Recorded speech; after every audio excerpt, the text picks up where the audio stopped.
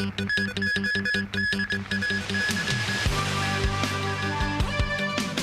city's recycling rates have gone up in recent months. A tropical depression east of the Philippines expected to intensify into a severe tropical storm.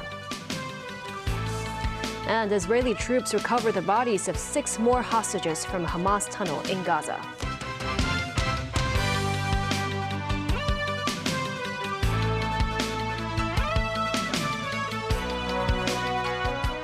Good evening and thank you for joining us.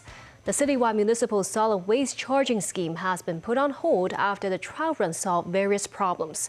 But Hong Kong's recycling rates have increased in recent months, according to the Environmental Protection Department. Some green groups say the spike was buoyed by recent campaigns with gift rewards, and they worry that recycling efforts will dissipate after the incentives end. This recycling station in To Kwa Wan is part of the city's Green at Community network. Mrs. Chan said recycling waste is part of her family's routines to help the environment. While her housing estate has recycling bins, she said the collection point here allows them to earn green money and redeem gifts for recycling. The organization running the station said the volume of solid waste collected at its booths and mobile recycling points has risen over the past 4 months. Most recycled items are plastic and paper. Kenny Chan, program director of the Christian Family Service Center, said after the waste levy scheme was suspended, more families and young people were found to be using the organization's recycling facilities over weekends or holidays. The latest figures from the Environmental Protection Department show the volume of general recyclables and food waste received by Green at Community has continued to rise since March. As of July, it reached 2,790 tons preliminarily. The Green Earth believes the marked surge over the past 2 months was mainly due to the 6 times bonus points introduced earlier in the Green Money Reward Scheme. Edwin Lau, founder and executive director of the Green Earth, is worried that when the campaign ends, citizens have fewer incentives to recycle. He urged the government to strengthen education, which he said is key to a sustainable change of habits among the public. He stressed the city's landfills will be full in about 2 years. It could precipitate a waste management crisis, so there should be a concerted effort among every citizen and sector on waste reduction. The government said the operating hours of the Green at Community network will be extended in phases starting in the 4th quarter of this year. The network's recycling stores will open from 8 a.m. to 9 p.m. with more nighttime mobile recycling spots. As for the voluntary participation of private residential estates in the waste reduction and recycling charter, the department received about 830 applications as of early August. Meanwhile, an area of low pressure over the sea east of the central Philippines has intensified into a tropical depression. The system was moving northwestward towards Luzon over 400 kilometers east-southeast of Manila. According to the Hong Kong Observatory's latest forecast track, it is set to enter within 800 kilometers of Hong Kong and gradually intensify into a severe tropical storm. The city is expected to become cloudier with a few showers tonight and tomorrow. Over the coming week, there will be more unsettled weather with strong winds and swells. The Israel Defense Forces say it has recovered the bodies of 6 hostages from a Hamas tunnel in Rafah, southern Gaza. The discovery comes days after Israel rescued a hostage close to where the bodies were found. U.S. President Joe Biden said Hamas would pay for their crimes. However, he said he was hopeful that a ceasefire to the 11-month-old Gaza war is close amid talks in Cairo. Nasir Karim with more. Hirsch Goldberg Polin was among the better-known hostages in the U.S. after his parents spoke to Americans at the recent Democratic National Convention. The 23-year-old, born in California, was captured on October 7th at the music festival. He was one of 6 bodies recovered from a tunnel in Rafah in southern Gaza. The others were Ori Danino, 25, Alexander Lobanov, 33, Almog Sarusi, 27, Carmel Gut, 40, and Verdun Yerushalmi, 24. The Israel Defense Forces say the 6 were killed by Hamas hours before its troops entered the tunnel in Rafah. Their bodies were found about a kilometer away from where troops rescued another hostage, Qaid Farhan al-Qadi, earlier in the week. Meanwhile, relatives and supporters of around 100 hostages still held in Gaza staged their weekly rally in Tel Aviv. They called on Prime Minister Benjamin Netanyahu to agree a deal with Hamas to release the remaining captives. Negotiations with mediators, the US, Egypt and Qatar, have been continuing in Cairo. U.S. President Joe Biden, at home in Delaware, said he was outraged by the hostage deaths, but hopeful a ceasefire deal to the 11-month war can be reached soon. We should end this war. I think we're on the verge of having an agreement. It's just time to end it. It's time to finish it. Our people are continuing to meet, and we think we can close the deal. They've all said they agree on the principles. In the occupied West Bank, Israeli troops continue operations, saying they want to wipe out Palestinian fighters looking to attack Israelis. In the Jenin refugee camp, Palestinians have been asked to leave the area to allow troops to carry out attacks on targets. Gunfire could be heard amid clashes between the IDF and Palestinian fighters. In Hebron, soldiers carried out search operations after an attempted car bombing near an Israeli settlement. And residents returned to the West Bank district of Nur Shams, finding it in near ruins after Israeli soldiers withdrew from the area. Nazvi Karim, TVB News. United Nations agencies and Palestinian health authorities today began a large-scale campaign of vaccinations against polio in the Gaza Strip. The agencies are taking advantage of humanitarian pauses in fighting between Israel and Hamas to vaccinate hundreds of thousands of children. Nasir Karim has more. A young girl prepares to receive her oral polio vaccination at Nasser Hospital in the southern Gaza city of Khan Yunis. Drops are poured into this little boy's mouth. The United Nations program to vaccinate 640,000 children in Gaza against polio has begun. This girl is all smiles as she is comforted by her mother after receiving her dose. The mother said she was initially terrified. All parents, she said, are anxious over whether their children can be among those vaccinated. Around 10 children were seen to be vaccinated at this particular center. Israel and Hamas have agreed to humanitarian pauses in fighting for 3 days between 6 a.m. and 3 p.m. to allow the vaccination campaign. The UN's World Health Organization and UNICEF launched an urgent vaccination campaign after earlier this week a young boy was confirmed to have the disease, becoming paralyzed in one leg. The WHO said they need to vaccinate at least 90% of the children in Gaza to stop the transmission. More than 2,100 health workers from UN agencies and the Gaza Health Ministry have been mobilized. In Dar al-Balah in central Gaza, parents attend to their children as they await their turn. This mother of four said they are living in dire conditions. The water is not clean, the food is not clean, and she wants to protect her children from the disease. The WHO said around 1.2 million doses have arrived in Gaza. We are right now in the central cold storage, where we have received more than 1.2 million doses of NOPV2 vaccine, and approximately 400,000 doses are en route. These doses have been maintained in the cold chain, and these will be transported today to the various distribution points in the middle area. Nazvi Karim, TVB News.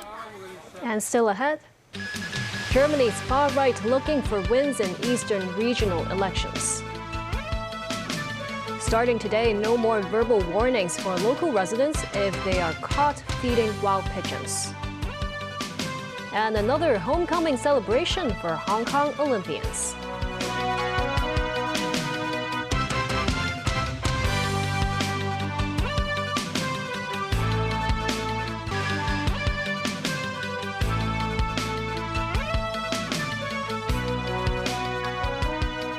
Welcome back.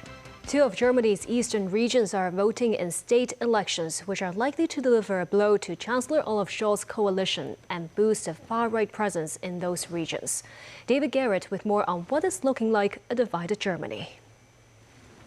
The polls open to a trickle of voters, with the far right, AfD or Alternative for Germany, expected to do well and possibly win here in Saxony or in neighbouring Thuringia. State Governor Michael Kretschmer of the Conservative CDU was among the early birds. He called this vote the most important in a generation. His centre-right party has been running level in opinion polls with AfD in Saxony.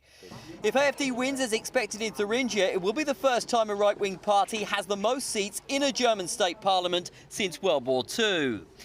The expected lurch to the right in the east of Germany comes as AfD says Germany needs to expel illegal immigrants. Amid claims of bowing to political pressure, the Interior Ministry deported 28 Afghan nationals this week.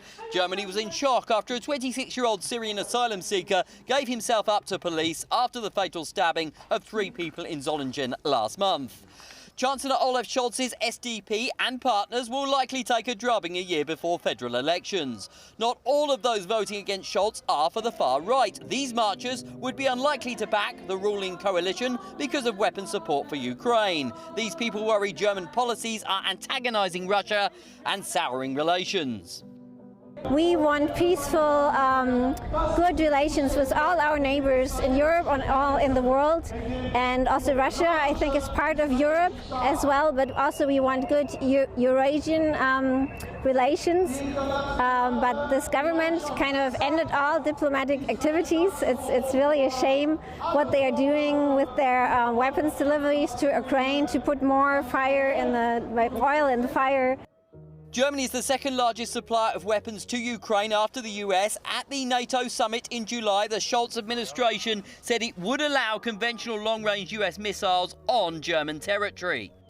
Long-range missiles on German soil will further escalate the conflict with Russia and will make Germany a target for Russian bombs in case this war with Russia escalates even further. These people say they do not want a war with Russia and want to be friends with everyone worldwide. Many right-wing voters are also Moscow-friendly, but want to shut Germany's doors to immigrants. David Garrett, TVB News. Starting from today, local residents will no longer receive verbal warnings when they get caught feeding wild pigeons. The Mosanga reports. This park in To Kwa Wan is one of the spots in the city where one can find many pigeons. Last month, the government expanded the territory-wide prohibition on feeding wild animals to include pigeons. The maximum penalty for illegal feeding was adjusted to a fine of $100,000 and imprisonment for 1 year. A fixed penalty of $5,000 for illegal feeding was also introduced. Some residents supported the amended ordinance. This man said the penalty acts as a deterrent. He said the environment is cleaner now after the implementation of the new ordinance. Wunzhou Street in Shamshui-po is another area where pigeons like to hang out. Signs reminding people not to feed the birds were put up. How many pigeons can you see? This is the Choi Hong Road playground in Shampo-gon. The boy said he had seen more than 40 pigeons gathered together. He said that situation was not ideal as it was not hygienic. The Agriculture, Fisheries and Conservation Department said they will carry out patrols to monitor illegal feeding activities with authorities from the Housing Department, the Food and Environmental Hygiene Department, and the Leisure and Cultural Services Department. Minus 9, TVB News. Ahead of the first day of the new school year, Secretary for Education Christine Choi said 3 to 4 primary and secondary schools are expected to close in the coming 5 years. That's because of the continued decline in student numbers.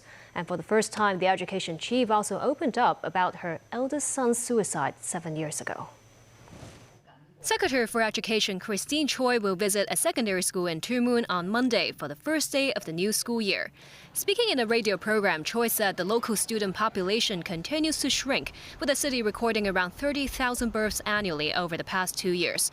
Currently, 85% of Hong Kong schools have adopted small class teaching. 9 more schools will join the league next year. Choi said the government will not take the initiative to close down schools. 3 to 4 primary and secondary schools are expected to shutter over the coming 5 years. She also weighed in on recent controversies arising from the Education Bureau's sex ed material for citizenship, economics, and society. The material encouraged couples to fill out a letter of commitment for intimate boundaries and stated how they can control sexual urges. Choi said it was only a suggestion, not a policy. On whether the teaching materials are outdated, she said the curriculum is for students around 12 to 14 years old. Choi said these youngsters have to be instilled a right idea of sexuality, and they also have to be taught how to protect themselves and respect others. She questioned whether we should follow some other countries in handing out condoms. In the new school year, the Education Bureau will roll out a mental health charter for students. She said authorities have an emergency mechanism to help students in need. Sharing her experience following the tragic death of her eldest son by suicide 7 years ago, Choi said the loss of someone you love dearly has left a big hole in your heart. She said religion and reading, as well as her family and friends, have helped her cope with her son's death. Chief Executive John Lee said construction work for multiple facilities at the Kowloon Sports Park have been completed. He said a grand opening ceremony will be held in the first quarter of next year, featuring local sports stars and performers. The city's leader said upon completion, the Kai-Tak Sports Park will become a new landmark for large-scale sports and leisure entertainment events. The main stadium is 8 stories high. It can accommodate almost 60,000 spectators. Construction work is also being wrapped up on the youth sports ground and the indoor sports center. They can accommodate 5,000 and 10,000 spectators respectively. The CE said most facilities are undergoing interior decoration and landscaping work. Lee said that he urged relevant task forces to ensure the park's timely opening. A homecoming celebration for Hong Kong Olympians was held at Disneyland Resort today. Musin Singhai reports. To celebrate the achievements of Hong Kong's Paris Olympians, Hong Kong Disneyland hosted a homecoming ceremony. Badminton duo Deng Zhimen and Jie Yingshi, artistic gymnast Dong Shak, and rower Jiu Hingzhen were among the athletes who graced the occasion. Sports Commissioner in the Culture, Sports and Tourism Bureau Sam Wong said he believes local athletes will continue to shine on the world stage. While Wong praised the efforts and results of the team at the Olympics, he called residents to rally behind athletes taking part in the ongoing Paralympics in Paris. In the afternoon, a parade was held at the theme park. Despite the scorching hot weather, many residents gathered to catch a glimpse of the local stars. For the parade, the 13 athletes were divided into groups. They waved and smiled at the public. Many in the crowd took the opportunity to capture the special moment on their cameras. Speaking to the press, 3-time Olympian Dong Shak said he has yet to decide on his next venture. In this stage, I having a long rest until I will see the doctor coming few days, and then we'll have to decide the final decision. Rower Jiu Hingzhen, meanwhile, interacted with children who had completed sports training workshops at the Disney All-Star Sports Legacy Academy. The athlete hopes children who join the program can understand the Olympic values and increase their knowledge of sports. Musin Singhai, TVB News. And that's the news. Thank you for watching.